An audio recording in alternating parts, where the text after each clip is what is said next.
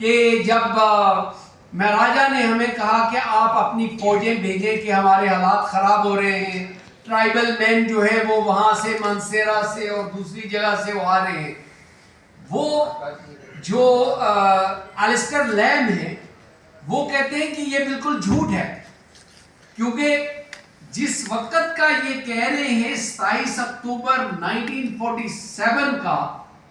مہاراجا ہری سنگھ اس وقت جموں میں تھا اور جموں سے وہ ٹریول کر رہا تھا سری نگر. نہ تو اس کے پاس کوئی موبائل فون تھا، نہ ہی اس کے پاس کوئی ای میل تھا، نہ ہی واٹس ایپ کال. تو یہ جھوٹ جو ہے اس کو ایکسپوز کرنے کی بھی ضرورت ہے. لیکن میرے خیال میں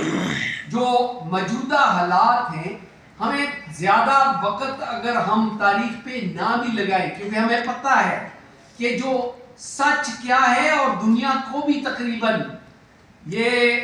ریسنٹ جو پاکستان کے ساتھ ٹینشن ہوئی ہے ہندوتوا کی، اس میں کم از کم پاکستان فوج کو ہم سب کشمیری تو پاکستانی تو تھرو آؤٹ ورلڈ، لیکن کشمیری بھی تھرو آؤٹ دا ورلڈ جو ہے وہ پاکستان فوج کو اپریشیٹ بھی کرتے ہیں، ہم سلام بھی کرتے ہیں. کیونکہ آپ شاید وہاں لائن آف کنٹرول کے پاس نہ ہوں، میں میرپور میں تھا، مکان کے چھت کے اوپر کھڑا ہو کے وہ جو فائرنگ ہو رہی تھی، جو بار بار رات کو جس طریقے سے پاکستانی فوج جو ہے وہ ان کے مورچوں کو تباہ کر رہی تھی کرنل صاحب، یہ زبردست تھا. اور یہ کوئی جو نارمل آپ کے جو ڈیفنس اینالسٹ ہیں وہ یہ سوچ بھی نہیں سکتے ہیں کہ جس طریقے سے پاکستان کی فوج نے، یہ میں کل بھی کسی کا انگریز کا وہ انالیسس دیکھ رہا تھا کہ پاکستان فوج نے اور پاکستانی قوم نے جس طریقے سے یہ مقابلہ کیا ہے اور ہندوستان اور ہندوتوا کو جس طرح ڈیفیٹ کیا ہے، یہ اس کی کوئی مثال ماڈرن ڈے میں نہیں ملتی ہے. لیکن میں سمجھتا ہوں کہ چھوٹی چھوٹی باتیں جو ہیں شاید یہ بھی کر دینی چاہیے. پریزیڈنٹ مسعود صاحب تو بہت پازیٹیو تھے، ہر چیز کہہ رہے تھے کہ وہ بڑی روزی اور وہ گلیری ہے آزاد کشمیر کے اندر. شاید اتنی نہیں ہے، کیونکہ میں تو یہ اسلام آباد میں رہتے ہیں، میں میرپور میں رہتا ہوں، ٹھیک ہے نا جی. اور میرپور میں جو لوگ رہتے ہیں ہمیں دکھ ہوتا ہے کہ جناب پورے آزاد کشمیر کے جو سیاستدان ہیں ان کی کنسنٹریشن صرف کرسی کے اوپر ہے کہ مجھے ملے. یہ اگر جتنے بھی سیاستدان ہیں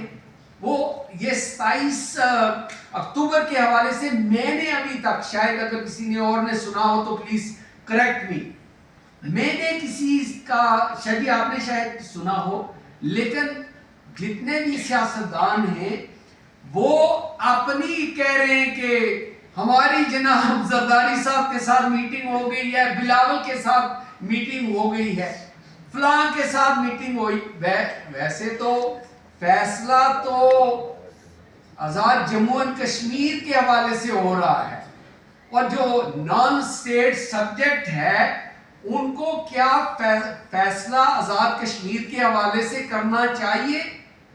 اگر نہیں تو میں ڈاکٹر صاحب سے گزارش کرتا ہوں، کیونکہ یہ لوئر بھی ہیں، آپ میری طرف سے درخواست دے کے یہ ذرا کسی کورٹ سے پوچھ کے ہمیں کلیریفیکیشن تو دیں کہ بلاول میرا بیٹو جیسا ہے، میرے ان کے والدہ محترمہ میری بہن تھی، ان کے ساتھ میرا بہت پرانا تعلق ہے، لیکن اس کا مطلب یہ نہیں ہے کہ اس کا وہ کوئی لیگل رائٹ ہے آزاد کشمیر کے اوپر کہ وہ ڈیسائیڈ کرے کہ آپ کا پرائم منسٹر کون ہوگا. تو آئی تھنک اس میں لیگل کلیریفیکیشن کرنا صاحب، میں پاکستان کے خلاف نہیں ہوں، میں تو کہتا ہوں کہ میں پاکستانی زیادہ ہوں کشمیری سے بھی، لیکن جو اصولی بات رائٹ ناؤ وہ یہ ہے کہ جو اسٹیٹ سبجیکٹ جو فیصلہ کرنے جا رہے ہیں، آیا اس میں بلاول صاحب کا حق یا کسی اور کا کیا حق ہے کہ وہ ڈیسائیڈ کریں گے ہمارے لیے, کیونکہ یہ الیکشن تو نہیں ہوگی, یہ تو سلیکشن ہوگی. میرے سارے جتنے بھی کینڈیڈیٹ ہیں ان کی میں عزت کرتا ہوں, میرے دوست بھائی بھی ہیں ان میں سے. So I think there are lots of clarifications that need to be done, and in due course we will inshallah fight in courts and find out whether they have any